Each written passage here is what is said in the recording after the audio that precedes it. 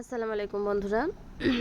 আপনারা তো অনেকে অনেক রকম রেসিপি করেছেন, বানিয়েছেন, বাড়িতে খেয়েছেন। আমি এখানে কিছু কিছু টিপস দেব এই রান্নার মাধ্যমে। আর এখানে দেখতে পাবেন একটা ভিডিওতে পুরো রমজানের স্পেশাল রেসিপিগুলো। তো আমি কি কি বানানো দেখাবো, ঘুগনি, আর কি কি স্পেশাল জিনিস দেবো সেটা লাস্ট পর্যন্ত অবশ্যই দেখতে হবে। ভিডিওটি ভালো লাগলে লাইক কমেন্ট শেয়ার করবেন এবং অবশ্যই বন্ধুরা প্লিজ প্লিজ প্লিজ সাবস্ক্রাইব করুন। সাবস্ক্রাইব করলে মোটিভেট হই, অবশ্যই আপনারা সাবস্ক্রাইব করুন। আচ্ছা, ভিডিও ভালো না লাগলে সেটা কমেন্টে আমাকে জানান অবশ্যই, বাট সাবস্ক্রাইবটা করে দিন ঝটপট, তাহলে আমার ভিডিওগুলো আপনাদের সামনে বেল আইকন প্রেস করলে আপনাদের সামনে তাড়াতাড়ি চলে আসবে। তো ফার্স্ট আমি দেখাচ্ছি রমজান স্পেশাল ঘুগনি। তো এতে আমি দুটো ইনগ্রিডিয়েন্টস দেব, যে দুটো ইনগ্রিডিয়েন্টস আমি প্রথমে বলবো না, লাস্ট দেখবেন। আর সেটার জন্যই এই ঘুগনির টেস্ট একদম অন্যরকম। তো প্রথমে আমি কি করেছি, আমি মটরটাকে সিদ্ধ করে নিয়েছি। কি করে, মটরের সঙ্গে বেশি কিছু দিইনি, জাস্ট লবণ, হলুদ এবং লঙ্কার গুঁড়ো অল্প অল্প করে দিয়েছি, দিয়ে ওটাকে আমি জাস্ট সিটি মেরে নিয়েছি। আমার প্রেশার কুকারে আমি 3টে সিটি মেরেছি। আমার প্রেশার কুকার হচ্ছে প্রেস্টিজের। তো প্রেস্টিজের আমি ইন্ডাকশান বেসে সেটার প্রেশার কুকারে আমি ইন্ডাকশানেই 3টে সিটি মেরেছি। ওকে, তারপরে আমি কি করেছি, তেল গরম করেছি, তেল গরম করে তেলের মধ্যে পেঁয়াজ দিয়েছি। পেঁয়াজটাকে লাল করে নিয়ে বা ব্রাউন কালার করে নিয়ে ওর সঙ্গে একে একে সমস্ত মশলা দিয়ে দিয়েছি। টমেটো দিয়েছি, পেঁয়াজ কালি দিয়েছি, এবার কাঁচা লঙ্কা দিয়েছি, দিয়ে নাড়াচাড়া করে ওর মধ্যে আদা রসুন, হ্যাঁ, এবার আমার যেহেতু মটর সিদ্ধর সময় হলুদ ঝাল দেওয়া ছিল, তো আমি সেজন্য কি করেছি, মটর সিদ্ধ মানে ঘুগনি করতে গিয়ে সেগুলো পরিমাণ মতো অল্প অল্প করে দিয়েছি। যেহেতু আমার দেওয়া ছিল সেজন্য অল্প অল্প করে এর সঙ্গে অ্যাড করেছি। তো আমি ঝালের গুঁড়ো, হলুদের গুঁড়ো, লবণ, হ্যাঁ, এগুলো এক এক করে অ্যাড করে দিয়েছি। আর এই যে যেটা দিলাম এটার জন্য টেস্টটাও ভালো হয়। আর একটা জিনিস হচ্ছে, এটার জন্য আর একটা জিনিস হয়, সেটা হচ্ছে এর স্বাদটা অনেকটা বেড়ে যায়, কালারটাও ঠিক থাকে। আর আমি একটা জিনিস নয় দুটো জিনিস এর সঙ্গে অ্যাড করেছি বলেছিলাম, সে দুটো জিনিস কি কি বলে দিই। একটা হচ্ছে ডিমের কুসুম, ঝোলটাকে ঘন করার জন্য। আর আপনাদের হাতের কাছে যদি ডিমের কুসুম না থাকে তাহলে একটা টিপস বলে দিচ্ছি, সেটাকে অবশ্যই ফলো করবেন, তাহলে দোকানের মতো একদম পারফেক্ট ঘুগনি বানাতে পারবেন। এই আলুটা ভেঙে দেওয়ার জন্য আর ঘুগনি আমার ডিমের কুসুমটা দেওয়ার জন্য কিন্তু যে ঘুগনিটা ঘন মতো হয়, ঠিক আছে। আপনাদের হাতের কাছে যদি ডিমের কুসুম না থাকে অবশ্যই আপনারা অল্প একটু বেসন গুলে নেবেন জলের সঙ্গে, নিয়ে এটা অ্যাড করে দেবেন, তাহলে ঘুগনির ঘনত্বটা এরকমই থাকবে। আর আমি অ্যাড করেছি, নিশ্চয়ই দেখতে পেলেন, মাংস। ঠিক আছে, এটা মাংসের ঘুগনি, এটা প্লেন ঘুগনি না, এটা মাংসের ঘুগনি। এই দুটো জিনিস দেওয়ার কারণে এর টেস্ট অতুলনীয় হয়েছে। তো আপনারা যারা করে বাড়িতে বানিয়ে খেয়েছেন তারা নিশ্চয়ই জানবেন, আর যারা খাননি ঝটপট এই ঘুগনি বানিয়ে খেয়ে নিন। তো নেক্সট স্টেপ আমি চলে যাচ্ছি, নিশ্চয়ই দেখে বুঝতে পারছেন আমি কোন স্টেপে যেতে চলেছি। আপনারা অবশ্যই ভিডিওটি মন দিয়ে দেখবেন, স্কিপ করবেন না, পুরো ভিডিও দেখবেন, তাহলে রমজান মাসের আপনাদের স্পেশাল রেসিপি এবং সুস্বাদু টেস্টি, হ্যাঁ, বরকতময় রেসিপি আপনারা পেয়ে যাবেন হাতের কাছে। তো আমি এবারে দেখাচ্ছি ছোলা। এটা কিন্তু ছোলা ভাজা না, ছোলা কষা, ঠিক আছে। তো দেখতে থাকুন আমি কিভাবে কি দেখাচ্ছি। না সরি, এটা ছোলা কষা না। ছোলা কষা যদি পেতে চান বা দেখতে চান আমার ভিডিওতে দেওয়া রয়েছে, আপনারা দেখে নেবেন। আর যদি আপনারা ছোলা কষা দেখতে চান, আর আমার এটা হচ্ছে ছোলা ভাজা। তো আমি প্রথমে কি করেছি, আমার ইন্ডাকশান বেসের এটা হচ্ছে ননস্টিক বেস প্যান, ঠিক আছে।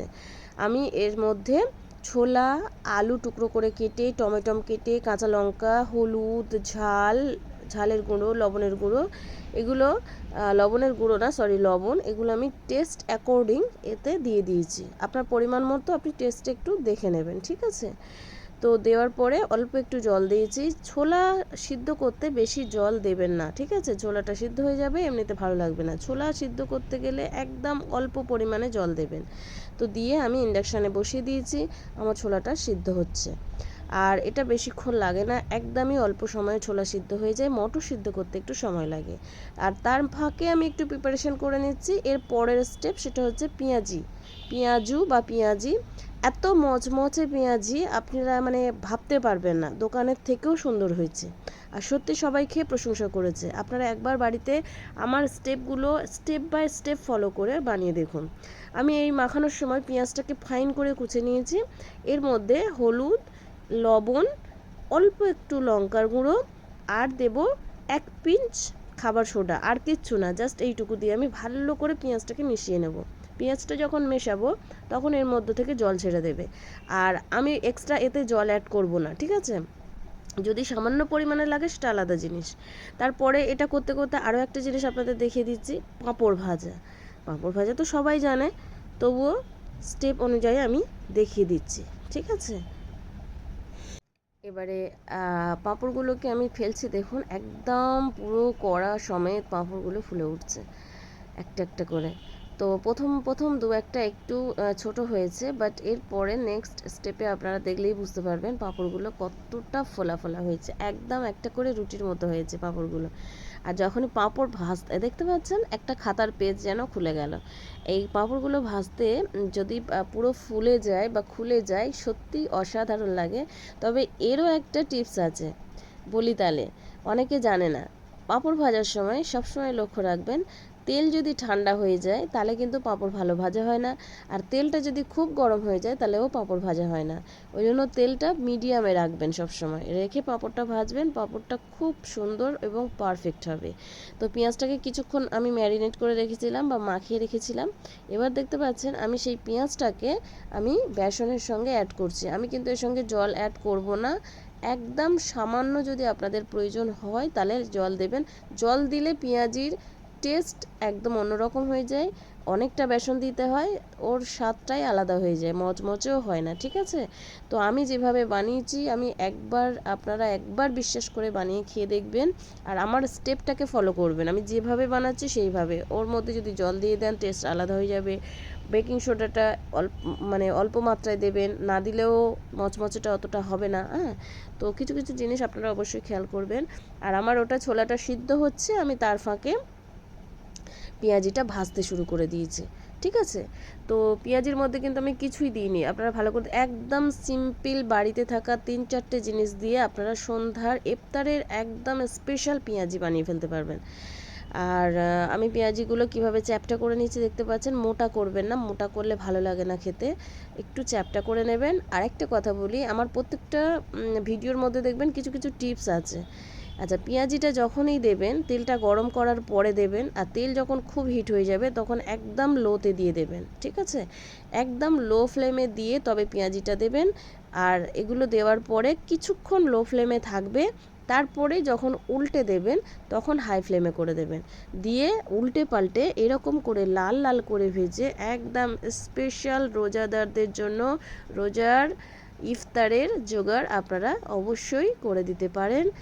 হ্যাঁ, তো আর আপনাদের এই পেঁয়াজি খেলে সত্যি সত্যি বাড়ির সবাই আপনাদের প্রশংসা করবে। অবশ্যই একবার আমার টিপসগুলো ফলো করে একবার বানিয়ে দেখবেন।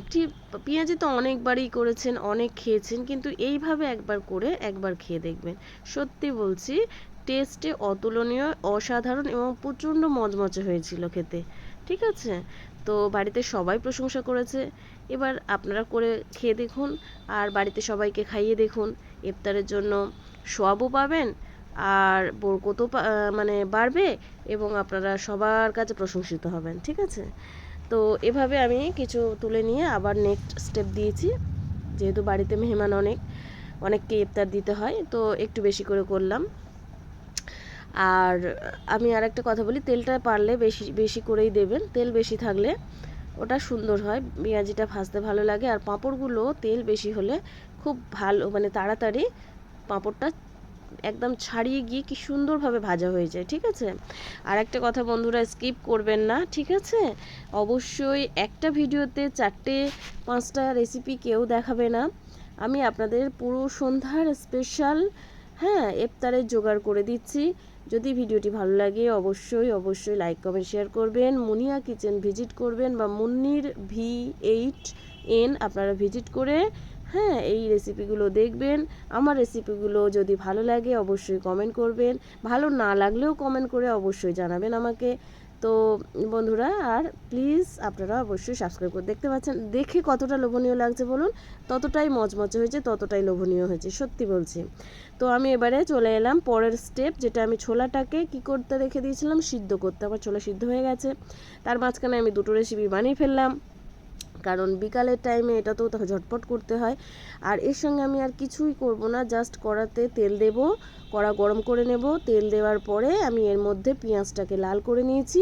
পেঁয়াজ লাল করে নিয়ে, যেহেতু আমার টমেটম, হলুদ, ঝাল সমস্ত কিছু দেওয়া ছিল, এবারে কেউ আদা রসুন দিতে পারে, আবার কেউ অ্যাভয়েড করে, সেজন্য আদা রসুনটা দেয় না। তো আমাদের বাড়িতে অনেকে অ্যাভয়েড করে বলে আমি আদা রসুনের পেস্টটা দিলাম না ভাজার ক্ষেত্রে, কষার ক্ষেত্রে দিয়ে থাকি।